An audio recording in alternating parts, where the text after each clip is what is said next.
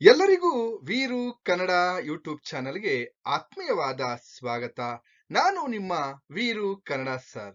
ಇನ್ನೂ ಕೂಡ ನನ್ನ ಚಾನೆಲ್ ಅನ್ನ ಸಬ್ಸ್ಕ್ರೈಬ್ ಮಾಡ್ಕೊಂಡಿಲ್ಲ ಅಂತಂದ್ರೆ ಸಬ್ಸ್ಕ್ರೈಬ್ ಮಾಡ್ಕೊಳ್ಳಿ.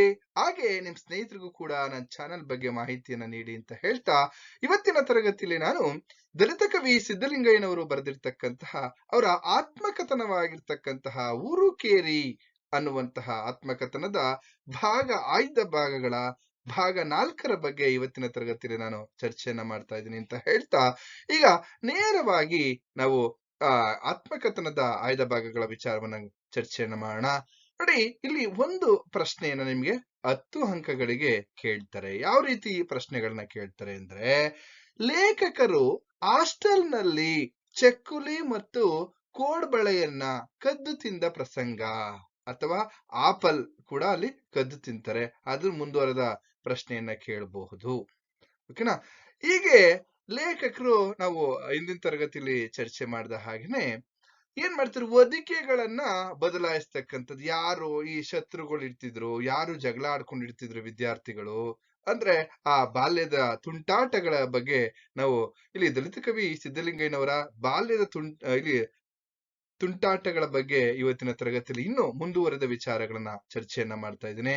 ಇಲ್ಲಿ ಹೊದಿಕೆಯನ್ನ ಬದಲಾಯಿಸ್ತಕ್ಕಂತಹ ಕೆಲಸ ಈಗಿಲ್ಲ. ಯಾಕೆ ಅಂತಂದ್ರೆ, ಆ ಹೊದಿಕೆಯನ್ನ ಬದಲಾಯಿಸಿದ್ರು, ಅದರಿಂದ ಯಾವುದೇ ರೀತಿಯಾದಂತಹ ಜಗಳಗಳಾಗಲಿಲ್ಲ. ಕೊನೆಗೆ ಇವರು 4 ಜನ ಲೇಖಕರು ಮತ್ತೆ ಲೇಖಕರ ಜೊತೆಯಲ್ಲಿದ್ದಂತಹ 3 ಜನ ಶ್ರೀರಾಮ್ಪುರದ ಸ್ನೇಹಿತರು. ಸರಿ, ಇವರೆಲ್ಲರೂ ಏನ್ ಮಾಡಿದ್ರು, ಈಗ ಕೆಲಸ ಇಲ್ಲ, ನಿದ್ದೆ ಬರ್ತಾ ಇಲ್ಲ. ಇಲ್ಲಿ ಟೈಟಲ್ ಬಂದು ಕುಟುಂ ಎಂಬ ಶಬ್ದ.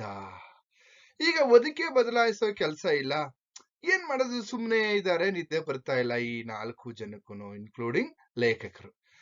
ಇಲ್ಲಿ ಇದ್ದಕ್ಕಿದ್ದ ಹಾಗೆ ಮಲಗಿದ್ದಂತಹ ಕೊಠಡಿಯಿಂದ ಏನೋ ಒಂದು ಶಬ್ದ ಕೇಳಿ ಬರ್ತಾ ಇದೆ. ಏನ್ ಶಬ್ದ ಕೇಳಿ ಬರ್ತಾ ಇದೆಯಪ್ಪ ಅಂದ್ರೆ, ಕುಟುಂ ಅಂತ ಶಬ್ದ ಕೇಳಿ ಬರ್ತಾ ಇದೆ.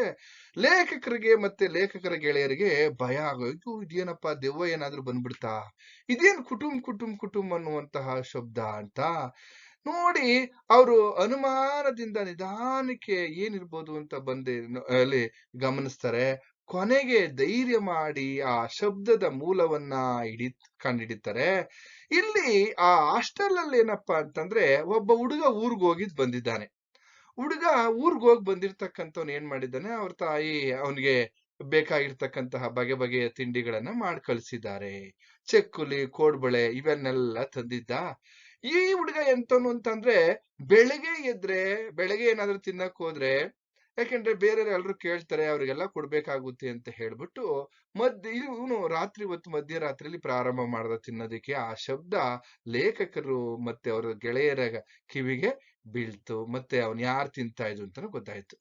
ಸರಿ, ಏನಾದ್ರೂ ಮಾಡಿ ಈಗ ಅವ್ನ್ ರಾತ್ರಿ ಹೊತ್ತು ಅವನ ಹತ್ರ ಹೋದ್ರೆ, ಈಗ ಎಲ್ರು ಸಮಾಧಾನವಾಗಿ ಎಲ್ಲರೂ ಕೂಡ ನಿಶಬ್ದವಾಗಿ ಮಲಗಿದ್ದಾರೆ, ಈಗ ತೊಂದರೆ ಆಗುತ್ತೆ ಅಂತ ಹೇಳಿ ಅವರು ಲೇಖಕರು ಮತ್ತೆ ಅವರ ಗೆಳೆಯರು ಏನ್ ಮಾಡಿದ್ರಪ್ಪ ಅಂದ್ರೆ ಸುಮ್ನಾದ್ರು. ಬೆಳಗ್ಗೆ ಏನ್ ಮಾಡಿದ್ರಪ್ಪ ಅಂತಂದ್ರೆ, ಶಾಲೆಗೆ ಚಕ್ಕರ್, ಲೇಖಕರು ಮತ್ತೆ ಅವ್ರ ಗೆಳೆಯರು ಏನ್ ಮಾಡಿದ್ರು, ಶಾಲೆಗೆ ಚಕ್ಕರ್ ಹಾಕಿದ್ರು.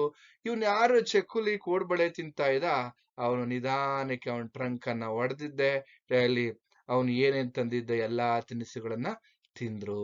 ಕೋಡ್ಬಳೆ ಮತ್ತೆ ಇಲ್ಲಿ ಹಾಗೇನೆ ಚಕ್ಕುಲಿ ಆಗಿರ್ಬೋದು. ಹಾಗೇನೆ ಇನ್ನೊಂದ್ ಕಡೆ ಅವಲಕ್ಕಿ, ತಂಬಿಟ್ಟು ಎಲ್ಲಾ ತಂದಿದ್ದ. ಏನು ಆ ಟ್ರಂಕ್ ಅನ್ನ ತೆಗೆದ ತಕ್ಷಣನೇ ಘಮ ಅಂತ ಸುವಾಸನೆ ಬಂತು. ಆ ಘಮಘಮಿಸುವಂತಹ ಎಲ್ಲಾ ತಿಂಡಿಗಳನ್ನ ತಿಂದ್ರು. ತಿಂದಾದ್ಮೇಲೆ ಅವನು ಏನಪ್ಪಾ ಅಂದ್ರೆ, ಇಂಕ್ ಬಾಟ್ಲು ತಂದಿರ್ತಾನೆ. ಆ ಪೆನ್ನಿಗೆ ಇಂಕನ್ನ ಹಾಕೊಂಡ್ತಕ್ಕಂಥ ಅರ್ಧ ಬಾಟ್ಲು ಖಾಲಿ ಮಾಡ್ತಾರೆ. ಹಾಗೆ ತಲೆಗೆ ಹರಳೆಣ್ಣೆಯನ್ನ ತಂದಿರ್ತಾನೆ. ಅದನ್ನು ಕೂಡ ಇವ್ರ ತಲೆಗೆಲ್ಲ ಹಾಕೊಂಡು, ಸೋಪನ್ನು ಕೂಡ ತಂದಿರ್ತಾರೆ. ಆ ಸೋಪನ್ನೆಲ್ಲ ಹಾಕೊಂಡು ಬಟ್ಟೆ ಒಗೆದು ಏನ್ ಸ್ನಾನ ಮಡಿ ಮಾಡಿ ಆ ಎಲ್ಲ ಒಂದ್ ಕಡೆ ಈ ಹುಡುಗ ಶಾಲೆಗೆ ಹೋಗಿದ್ ಇಲ್ಲಿ ಬರೋಷ್ಟ್ರೊಳಗಡೆ ಇವ್ರು ಏನ್ ಮಾಡಿದ್ರು, ಎಲ್ಲ ಖಾಲಿ ಮಾಡಿ ಕೊನೆಗೆ ಆ ವ್ಯಕ್ತಿ ಬಂದ್ ಏನ್ ಮಾಡ್ತಾನೆ, ಆ ಹುಡುಗ ಒಂದೇ ಸಮ ಲಬ್ಲಬು ಅಂತ ಬಾಯ್ ಬಿಡ್ಕೊಳ್ತಾ ಇದ್ದಾನೆ, ಯಾರೋ ಎಲ್ಲ ಕಳ್ತನ ಮಾಡ್ಬಿಟ್ಟಿದ್ದಾರೆ ಅಂತ. ಇವರು ಮತ್ತೆ ಏನ್ ಮಾಡ್ತಾ ಇದಾರೆ, ಯಾವುದೇ ರೀತಿಯಾದಂತಹ ಅನುಮಾನ ಬರಬಾರ್ದು ಅಂತ ಹೇಳಿ ಲೇಖಕರು ಮತ್ತೆ ಅವರ 3 ಜನ ಗೆಳೆಯರು ಏನ್ ಮಾಡಿದ್ರು, ಒಂದ್ ಕಡೆ ಅವನನ್ನ ಸಮಾಧಾನ ಮಾಡಿದ್ರು. ಅವನು ಯಾವುದೇ ರೀತಿಯಾಗಿ ಇವ್ರ ಬಗ್ಗೆ ಸಂಶಯ ಅಥವಾ ಅನುಮಾನ ಬರ್ಲಿಲ್ಲ ಆ ವ್ಯಕ್ತಿಗೆ. ಸರಿ ಆಯ್ತು, ಅವತ್ತಿನ ಕತೆ ಮುಗೀತು. ಇನ್ನೊಂದ್ ರಾತ್ರಿ ಹೀಗೆ ಮಲಗಿರ್ಬೇಕಾದ್ರೆ ಕಚಿಕ್ ಕಚಿಕ್ ಕಚಿಕ್ ಅಂತ ಏನೋ ಶಬ್ದ ಬರ್ತಾ ಇತ್ತು.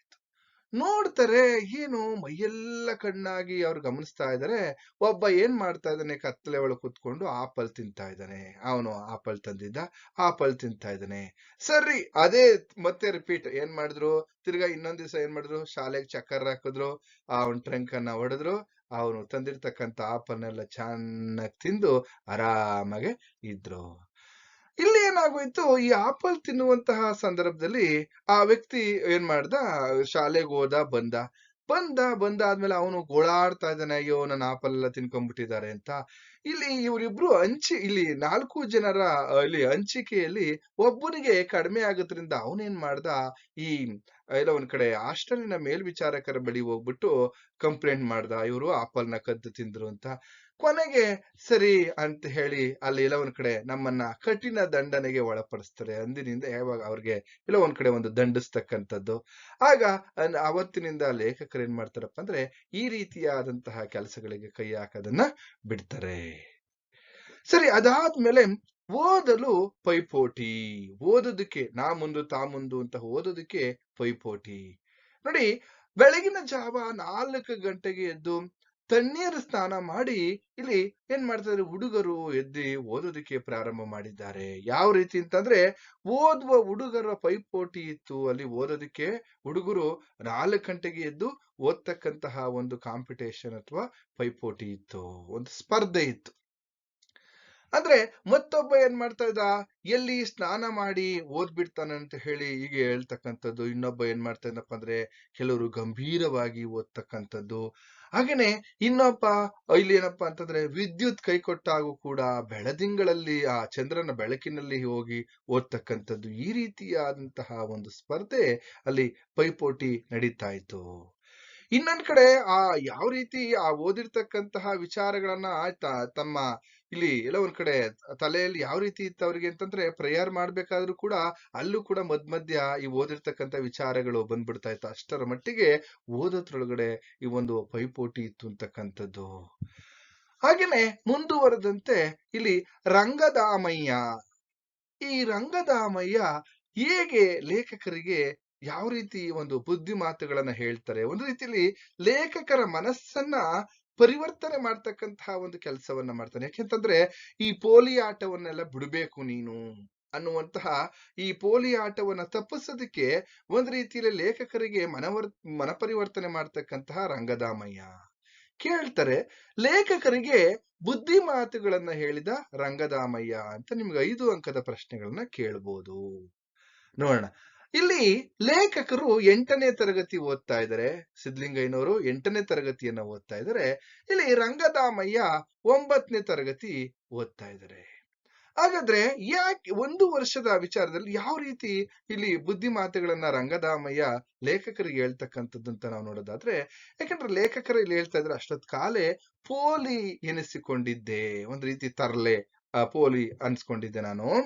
ಒಂದು ದಿನ ರೂಮಿನಲ್ಲಿ ಕುಳಿತುಕೊಂಡಿದ್ರು ಲೇಖಕರು. ಆಗ ಈ 3 ಜೊತೆಗಾರರು ಇರ್ಲಿಲ್ಲ, ಎಲ್ಲ ಹೋಗಿರ್ತಾರೆ.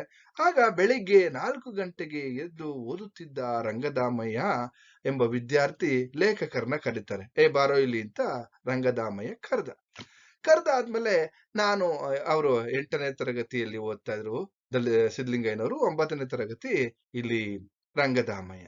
ಈಗ ಓದ್ತಾ ಇರ್ಬೇಕಾರೆ ಅವನ ಒದಿಕೆಯನ್ನ ನಾನು ಒಂದು ರಾತ್ರಿ ಇನ್ನೊಬ್ಬನಿಗೆ ಒದಿಸಿದ್ದು, ಇದು ಗೊತ್ತಾಗಿ ಏನಾದ್ರೂ ನನ್ನನ್ನು ಕರೀತಾ ಇದ್ದಾನೇನೋ ಅಂತ ಲೇಖಕರು ಭಯ ಪಡ್ತಾರೆ. ಇಲ್ಲ, ಆತ ತುಂಬಾ ಒಳ್ಳೆ ಮನುಷ್ಯ. ಯಾರು? ರಂಗದಾಮಯ್ಯ ತುಂಬಾ ಒಳ್ಳೆ ಮನುಷ್ಯ. ಅವನು ಒಂದು ಮಾತನ್ನ ಹೇಳ್ತಾರೆ. ಇಲ್ಲಿ ರಂಗದಾಮಯ್ಯ ಏನ್ ಮಾಡ್ತಾನೆ, ಲೇಖಕರಿಗೊಂದು ಮಾತು ಹೇಳ್ತಾನೆ, ನೋಡು, ನಿಮ್ ತಾಯಿ ಇದೇ ಹಾಸ್ಟೆಲ್ ಅಲ್ಲಿ ಕಸ ಗುಡಿಸ್ತಾರೆ ಅಲ್ವೇ ಅಂತ ಕೇಳ್ತಾರೆ. ನೋಡು, ನಿಮ್ ತಾಯಿ ಎಷ್ಟು ಕಷ್ಟ ಪಡ್ತಾರೆ. ಹಾಗೇನೆ ನಿಮ್ಮ ತಂದೆ ಹಾಸ್ಟೆಲ್ ನಲ್ಲಿ ನೆನ್ನೆ ಬಂದು ಊಟ ತೆಗೆದುಕೊಂಡು ಹೋದ್ರಲ್ವಾ. ಯಾಕೆಂದ್ರೆ ಇದೆಲ್ಲ ಎಲ್ಲೋ ಒಂದ್ ಕಡೆ ಲೇಖಕರಿಗೆ ಅರಿವು ಮಾಡ್ಕೊಡ್ತಕ್ಕಂತಹ ಕೆಲಸ. ನೋಡು, ನೀನ್ ಇದೇ ರೀತಿ ಪೋಲಿ ಬೀಳ್ತಾ ಇದ್ರೆ ಆ 3 ಜನ ಪೋಲಿಗಳ ಜೊತೆ ನೀನು ಸೇರ್ಬೇಡ. ನೀನ್ ಸೇರಿರ್ತಕ್ಕಂತಹ ಸಹವಾಸ ಇದೆಯಲ್ಲ, ಆ ವ್ಯಕ್ತಿಗಳನ್ನ ಬಿಟ್ಬಿಡು. ಬೆಳಗ್ಗೆ ಎದ್ದು ನೀನೇನ್ ಮಾಡ್ತೀಯ, ಬೆಳಗಿನ ಜಾವ ಎದ್ದಿ ಓದು, ಬಾ ನನ್ನ ಜೊತೆ ಕುತ್ಕೊಂಡು ಓದು ಅಂತಕ್ಕಂಥದ್ದು. ನಾನು ನಿನ್ನನ್ನ ಎಚ್ಚರಿಸ್ತೀನಿ ಬಾ ಅಂತಕ್ಕಂಥದ್ದು. ನನ್ನ ಜೊತೆ ತಣ್ಣೀರಿನ ಸ್ನಾನವನ್ನ ಬಾ ಮಾಡು ಅಂತ ಈ ರೀತಿ ಮನಃಪರಿವರ್ತನೆ ಆಗುವಂತಹ ಮಾತನ್ನ, ಬುದ್ಧಿ ಮಾತುಗಳನ್ನ ಇಲ್ಲಿ ರಂಗದಾಮಯ್ಯ ಹೇಳ್ತಕ್ಕಂಥದ್ದು. ಸರಿ, ಅದಾದ್ಮೇಲೆ ಲೇಖಕರು ರಂಗದಾಮಯ್ಯನ ಮಾತನ್ನ ಕೇಳ್ತಕ್ಕಂಥದ್ದು. ರಂಗದಾಮಯ್ಯನ ಇಲ್ಲಿ ಲೇಖಕರಿಗೆ ಹೇಳಿರ್ತಕ್ಕಂತಹ ಮಾತುಗಳನ್ನ, ಹಾಗೇನೆ ಲೇಖಕರು ಏನ್ ಮಾಡಿದ್ರಪ್ಪ ಅಂದ್ರೆ ಆ 3 ಜನ ಗೆಳೆಯರ ಜೊತೆ ಸೇರ್ತಾ ಇರ್ಲಿಲ್ಲ. ಆಗ ಎಲ್ಲೋ ಒಂದ್ ಕಡೆ ರಂಗದಾಮಯ್ಯನನ್ನ ಬೆದರಿಸ್ತಕ್ಕಂಥದ್ದು, ಎಲ್ಲೋ ಒಂದ್ ಕಡೆ ಅವ್ರನ್ನ ಇಲ್ಲಿ ರಂಗದಾಮಯ್ಯನಿಗೆ ಯಾಕೆ ಅವನನ್ನ ನನ್ನ ಜೊತೆ ಸೇರ್ದಲೆ ರೀತಿಯಲ್ಲಿ ಮಾಡಿದೆ ನೀನು, ಹಾಗೆ ಹೀಗೆ ಅಂತ ಅವನ ಮೇಲೆ ಎಲ್ಲೋ ಒಂದ್ ಕಡೆ ಹೊಡೆಯಕ್ ಹೋಗ್ತಕ್ಕಂಥದ್ದು. ಆಗ ಲೇಖಕರು ಮಧ್ಯಪ್ರವೇಶ ಮಾಡಿ ಅವ್ರನ್ನ ಸುಮ್ಮನೆ ಇರೋ ರೀತಿಯಲ್ಲಿ ಮಾಡ್ತಕ್ಕಂಥದ್ದೆಲ್ಲವೂ ಕೂಡ ನಡೆಯುತ್ತೆ. ಇದಾದ್ಮೇಲೆ ದೋಸೆ ಪಂದ್ಯ, ಇದು ಕೂಡ ನಿಮ್ಗೆ 5 ಅಂಕದ್ ಕೇಳ್ಬೋದು. ದೋಸೆ ಪಂದ್ಯ, ಇಲ್ಲಿ ದೋಸೆಗಳು ಇಲ್ಲೆಲ್ಲ ಒಂದ್ ಕಡೆ ವಿದ್ಯಾರ್ಥಿಗಳ ದೋಸೆ ಪಂದ್ಯ ಅಂತಾನೆ ನಿಮ್ಗೆ ಕೇಳ್ತಾರೆ. ಇಲ್ಲಿ ಏನ್ ಮಾಡ್ತಾ ಇದ್ರಪ್ಪ ವಿದ್ಯಾರ್ಥಿಗಳು, ಈ ತಂದೆ ತಾಯಿಗಳು ಊರಿನಿಂದ ಇಲ್ಲಿ ಊರಿಗೆ ಬಂದಾಗ್ಲೋ, ಅಥವಾ ತಂದೆ ತಾಯಿಗಳು ಮಕ್ಕಳನ್ನ ನೋಡಕ್ ಬಂದಂತಹ ಸಂದರ್ಭದಲ್ಲೋ, ಅಥವಾ ಊರಿನಿಂದ ತಂದೆ ತಾಯಿಗಳು ಮನಿ ಆರ್ಡರ್ ಹಣವನ್ನ ಕಳ್ಸಿರ್ತಾರೆ. ಆ ಕಳ್ಸಿರ್ತಕ್ಕಂಥ ಸಂದರ್ಭದಲ್ಲಿ 2 ಗುಂಪುಗಳು ಏನ್ ಮಾಡ್ತಾರಪ್ಪ ಅಂತ, ಒಂದು ಹೋಟೆಲ್ಗೆ ಹೋಗ್ತಾರೋ, ಆ ಹೋಟೆಲ್ ಅಲ್ಲಿ ಬೆಟ್ಟಿಂಗ್ ಕಟ್ತಕ್ಕಂಥದ್ದು. ಅಂದ್ರೆ ನಾನು ಇಷ್ಟು ದೋಸೆಯನ್ನ ತಿಂತೀನಿ ಅಂತ ಅಲ್ಲಿ ಬೆಟ್ಟಿಂಗ್ ಕಟ್ತಕ್ಕಂಥದ್ದು. ಅದ್ರಿಂದ ಎಲ್ಲೋ ಒಂದ್ ಕಡೆ ಈ ರೀತಿಯಲ್ಲಿ ದೋಸೆ ಬೆಟ್ಟಿಂಗ್ ಗೆದ್ದೋನು ಲಾಭ, ಸೋತವನಿಗೆ ಇಲ್ಲಿ ಹಣವೂ ಹೋಯ್ತು, ದೋಸೆನೂ ಕೂಡ ಇಲ್ಲಿ ಎಲ್ಲ ಒಂದ್ ಕಡೆ ಕಳ್ಕೊಳ್ತಕ್ಕಂಥದ್ದು. ಇದೆಲ್ಲವನ್ನ ನಾವಿಲ್ಲಿ ಗಮನಿಸ್ತಾ ಹೋಗ್ಬೋದು. ಅದ್ರಲ್ಲಿ ಇಲ್ಲೊಬ್ಬ ವ್ಯಕ್ತಿ ಇದ್ದಾನೆ, ರಾಮಾಂಜನಿ ಅಂತ ಒಬ್ಬ ವ್ಯಕ್ತಿ, ಹುಡುಗ. ಈ ರಾಮಾಂಜನಿ ಏನ್ ಮಾಡ್ತಾ ಇದ್ದ, ಅವ್ರ ತಂದೆ ಶಾಲೆಗೆ ಸೇರ್ಕೊಳ್ಳೋದಕ್ಕೆ ಅವನಿಗೆ ಹಣವನ್ನ ಕೊಟ್ಟಿರ್ತಾರೆ. ಈ ಹಣವನ್ನ ಈ ರಾಮಾಂಜನಿ ಏನ್ ಮಾಡ್ದ, ದೋಸೆ ಪಂದ್ಯಕ್ಕೆ ಕಟ್ತಾನೆ. ನಾನು 10 ದೋಸೆಯನ್ನ ತಿಂತೀನಿ ಅಂತ ಹೇಳ್ಬಿಟ್ಟು ದೋಸೆ ಪಂದ್ಯಕ್ಕೆ ಕಟ್ತಾ. ಇಲ್ಲಿ ಮಸಾಲೆ ದೋಸೆ ಏನ್ ತಿನ್ನಲು ರಾಮಾಂಜನಿ ತುಂಬಾ ಆತ್ಮವಿಶ್ವಾಸ, ಯಾವಾಗ್ಲೂ ಕೂಡ ಅವನೇ ಗೆಲ್ತಾ ಇರ್ತಾನೆ. ಅವನಿಗೆ ಅದಕ್ಕೆ ರಾಮಾಂಜನಿಗೆ ಈ ದೋಸೆ ಪಂದ್ಯ ಅಂತಕ್ಕಂಥದ್ದು ಒಂದ್ ರೀತಿಯ ಅಭ್ಯಾಸ ಆಗೋಗಿರ್ತದೆ, ಅಥವಾ ಅವನಿಗೆ ಒಂದ್ ರೀತಿ ಗೀಳು ಅಂತಕ್ಕಂಥದ್ದು. ಸರಿ, ಏನ್ ಮಾಡ್ದ, ಇವ್ರು ಹೇಳ್ದ ಹಾಗೇನೆ ಪ್ರಾರಂಭ ಆಯ್ತು. 10 ಮಸಾಲೆ ದೋಸೆಯನ್ನ ತಿಂತೀನಿ ಅಂತ ಬೆಟ್ಟಿಂಗ್ ಕಟ್ತ. ಸರಿ, ಕಟ್ಟಿದ್ಮೇಲೆ 9:15 ತಿಂತಾನೆ, ಇನ್ನು ಅರ್ಧ ಮಾತ್ರ ಅವನ ಕೈಲಿ ತಿನ್ನೋದಕ್ಕಾಗೋದಿಲ್ಲ. ಆಗ ಎದುರು ಪಕ್ಷದವ್ರು ಏನ್ ಮಾಡಿದ್ರು, ಗೆಲ್ತಾರೆ. ಆಗ ರಾಮಾಂಜನಿಗೆ ಅವರ ತಂದೆ ಕಟ್ಟಿರ್ತಕ್ಕಂಥ ಹಣ ಇಲ್ಲಿ ಹೋಯ್ತು. ಹೀಗೇನ್ ಮಾಡೋದು, ಶಾಲೆಯ ಫೀಸ್ ಶುಲ್ಕವನ್ನ ಕಟ್ಟೋದಕ್ಕಾಗ್ಲಿಲ್ಲ. ಆದುದರಿಂದ ಅವನೇನ್ ಮಾಡ್ದ, ಶಾಲೆಯನ್ನ ಬಿಟ್ಟ.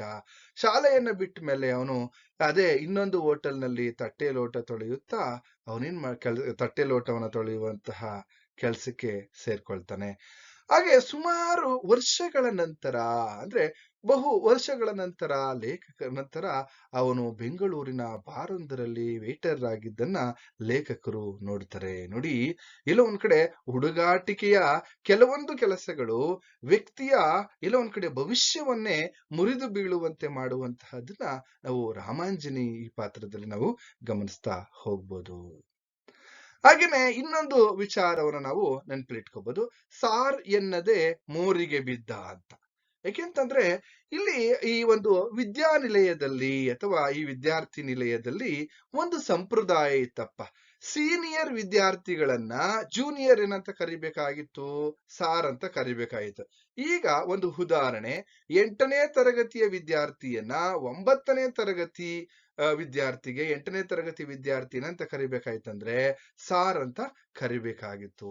ಆ ರೀತಿ ಇಲ್ಲ, ಇಲ್ಲಿ 10ನೇ ತರಗತಿ ವಿದ್ಯಾರ್ಥಿಗಳನ್ನಂತೂ ಸಾರ್ ಅಂತ ಕರಿಲೇಬೇಕಾಗಿತ್ತು.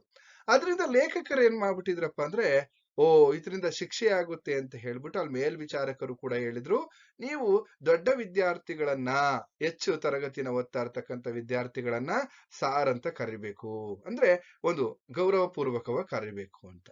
ಸರಿ, ಲೇಖಕರು ಏನ್ ಮಾಡಿದ್ರು, ಒಂದು ಚಿಕ್ಕ ಹುಡುಗ ಕಂಡ್ರು ಕೂಡ ಸಾರ್ ಅನ್ನುವಂತಹದನ್ನ ಅಭ್ಯಾಸ ಮಾಡ್ಕೊಂಡ್ಬಿಟ್ಟಿದ್ರು. ಸರಿ, ಒಂದ್ ಸಾರಿ ಶಾಲೆಯಿಂದ ಇಲ್ಲಿ ವಿದ್ಯಾರ್ಥಿ ನಿಲಯದಿಂದ ಅಂದ್ರೆ ಹಾಸ್ಟೆಲ್ ಇಂದ ಹೊರಗಡೆ, ಈ ಹಾಸ್ಟೆಲ್ ಇಂದ ಹೊರಗಡೆ ಹೋದಾಗ ಹೊರಗಡೆಯಲ್ಲಿ ಅವ್ರ ಎದುರಿಗೆ ಒಬ್ಬ ಹಾಸ್ಟೆಲ್ ಹುಡುಗ ಬರ್ತಾ ಇದ್ದ.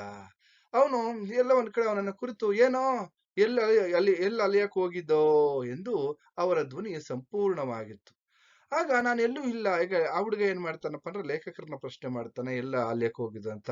ಆಗ ನಾನು ಕೂಡ ಅಷ್ಟೇ ಸ್ನೇಹಿತನಂದ್ರೆ ಲೇಖಕರು ಕೂಡ ಅವ್ರಿಗೇನ್ ಗೊತ್ತು, ಇಲ್ಲಿ ಹಾಸ್ಟೆಲ್ನ ಹೊರಗಡೆನೂ ಕೂಡ ನಾವು ಇದೇ ಸರ್ ಅಂತ ಕರಿಬೇಕು ಅಂತ ಗೊತ್ತಿಲ್ಲ. ಕೊನೆಗೆ ಏನ್ ಮಾಡಿದ್ರು, ನಾನು ಅವರು ಏನ್ ಮಾಡಿದ್ರು ಅಷ್ಟೇ ಸ್ನೇಹದಿಂದ ಏನ್ ಮಾಡಿದ್ರು, ಇಲ್ಲೇ ಹೋಗಿದ್ದೆ ಕಣೋ ಎಂದು ಒಂದು ಮಾತು ಹೇಳ್ತಾರೆ.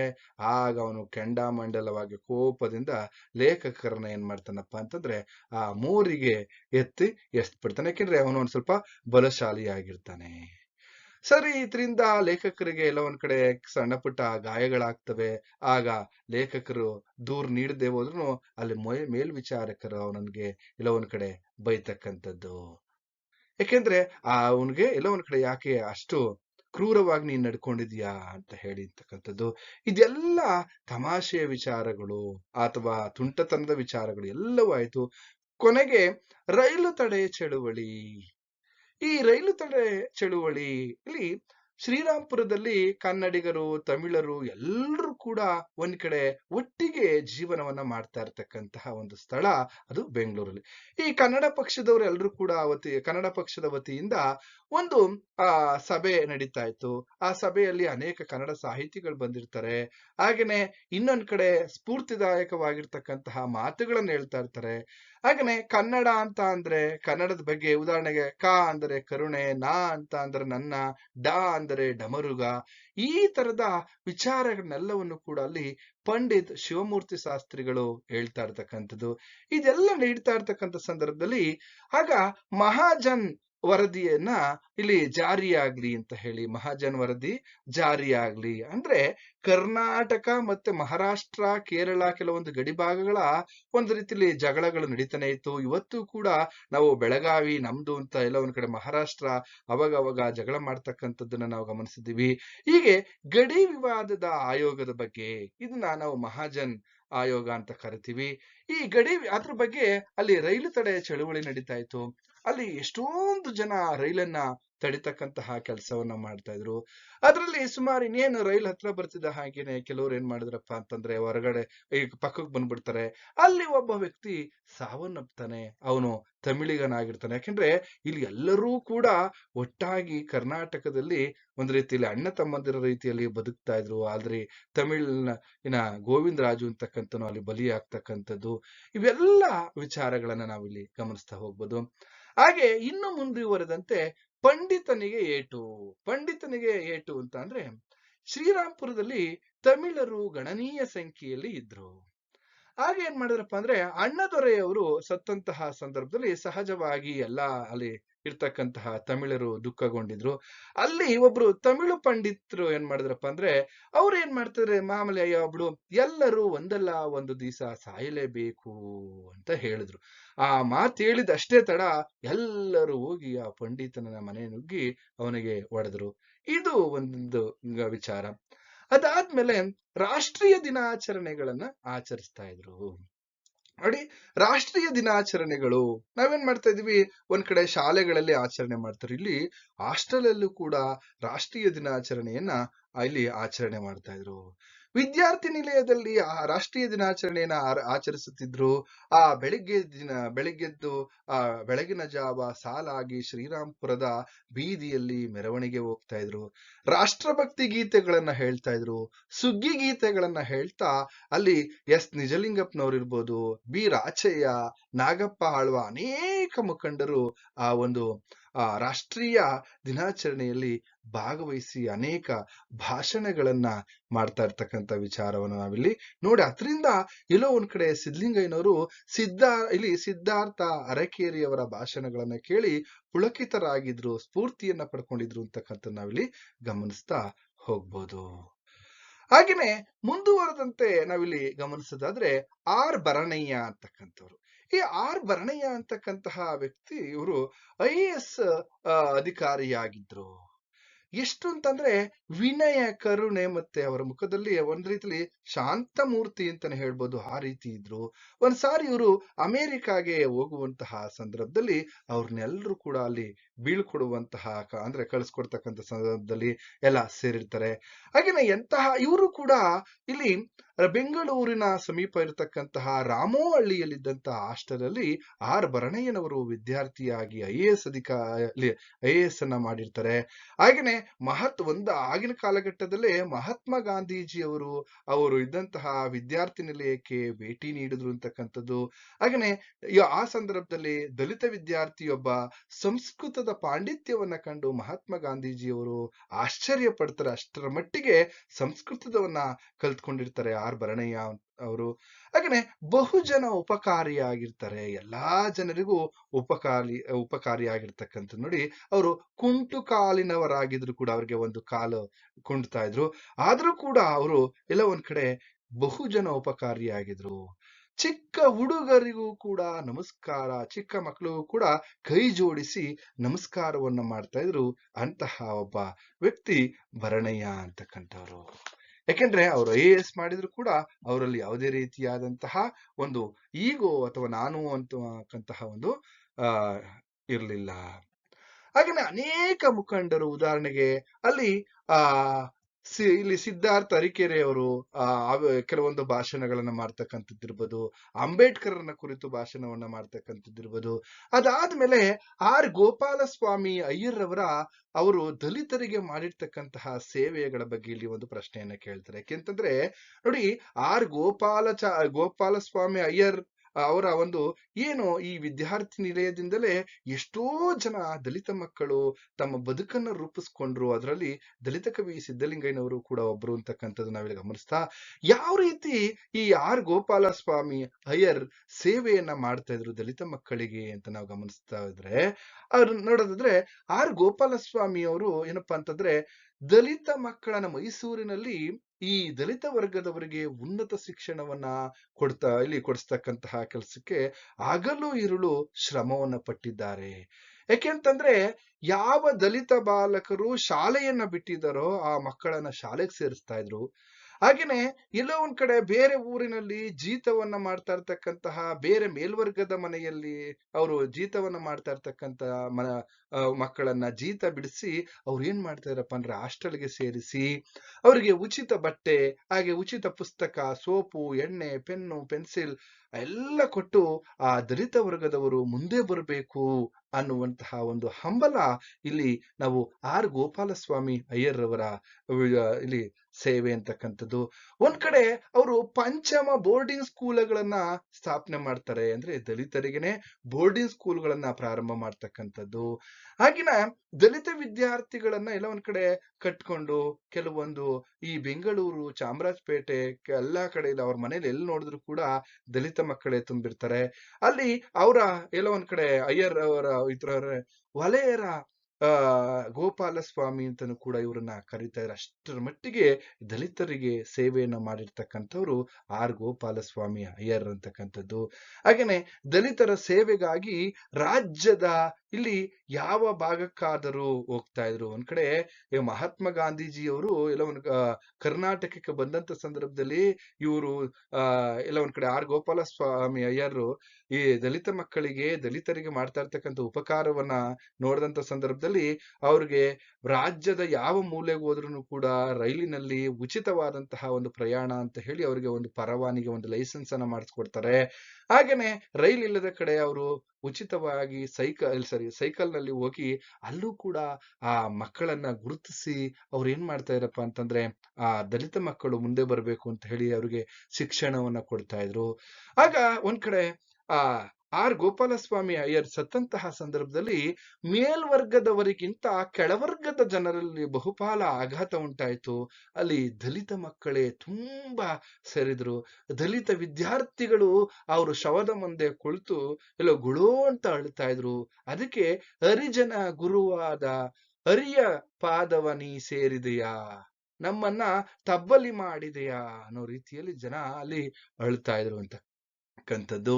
ಹಾಗೇನೆ ನೋಡಿ, ಈ ಭಾರತ ಲೋಕಕ್ಕೆ ಹೋಗಿರ್ತಕ್ಕಂತಹ ವಿಚಾರಗಳನ್ನ ಅಲ್ಲಿ ಅನೇಕ ಶೋಕಗೀತೆಗಳನ್ನ ಹಾಡಿರ್ತಕ್ಕಂಥದ್ದು ನಾವಿಲ್ಲಿ ಗಮನಿಸ್ತಾ ಹೋಗ್ಬೋದು. ಯಾಕೆಂತಂದ್ರೆ ಒಂದ್ ರೀತಿಲಿ ಪ್ರೇರಣೆ ಆಗಿರ್ತಕ್ಕಂತಹ ವ್ಯಕ್ತಿ.